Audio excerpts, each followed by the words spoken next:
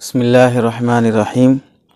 एक अज़ीज़ का सवाल था बैंक से मिलने वाले इंटरेस्ट के पैसों के सिलसिले में कि उस रकम का क्या किया जाए।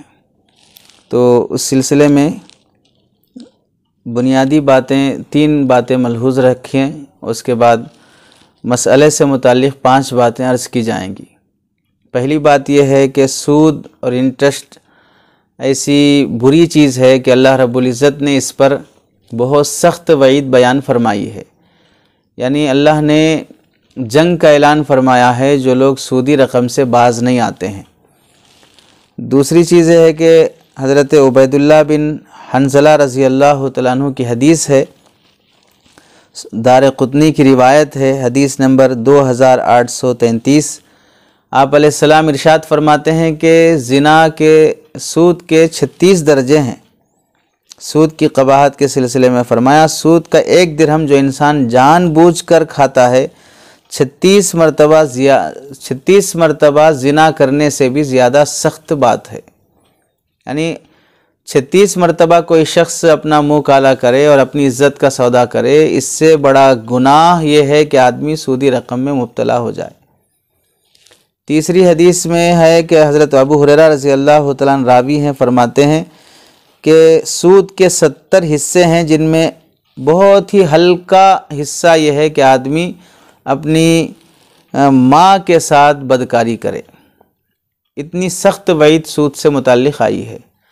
तो इस वास्ते बिला वजह के बैंकिंग सिस्टम में आदमी आज़ाद नहीं हो जाना चाहिए। बहुत से आज़ाद ख्याल लोगों में ये बात चलती है कि भाई हर चीज़ में आप तंग कर देंगे, मुसलमान कहाँ से तरक्की करेंगे, कहाँ से तरक्की करेंगे। हराम रास्ते से कभी आदमी तरक्की नहीं कर सकता है।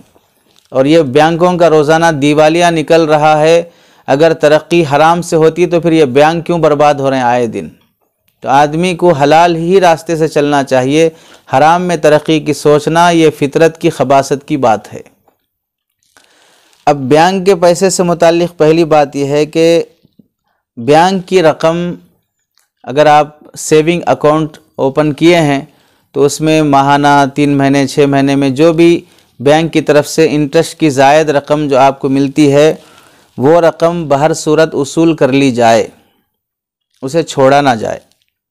दूसरी बात, वो रकम सवाब की नीयत के बग़ैर सदक़ा कर दी जाए। और सदक़ा किसे किया जाए? वो मुस्तहिक़ीन को, चाहे वो मुसलमान हो, चाहे वो गैर मुस्लिम हो, चाहे वो अपने रिश्तेदार हों, जो मुस्तहिक़ हैं उनको बिला नीयत सवाब सदक़े में दे दी जाए। तीसरी बात यह है कि अगर बैंक की रकम जो इंटरेस्ट की है वो अगर नहीं निकाली जाएगी तो इससे कौम का बहुत नुकसान होता है।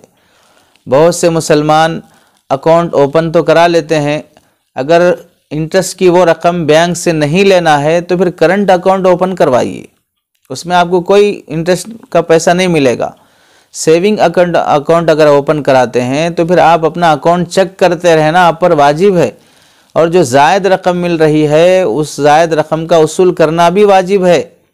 उसे आप छोड़े रहेंगे तो मुंतखाबात निज़ामुल फतावा जिल्द नंबर 2 सफ़ा नंबर 912 पर यह बात लिखी हुई है कि बाज़ मरतबा वो पैसा ऐसे ही छोड़ देने से वो लोग अपने मज़हब की इशाअत में, मज़हब की तरवीज में और फितना फसाद फैलाने वालों के ताउन में बाज़ मरतबा पैसा खर्च हो जाता है, जिससे इज्तिमाई तौर पर मुसलमान कौम का काफ़ी नुकसान हो सकता है।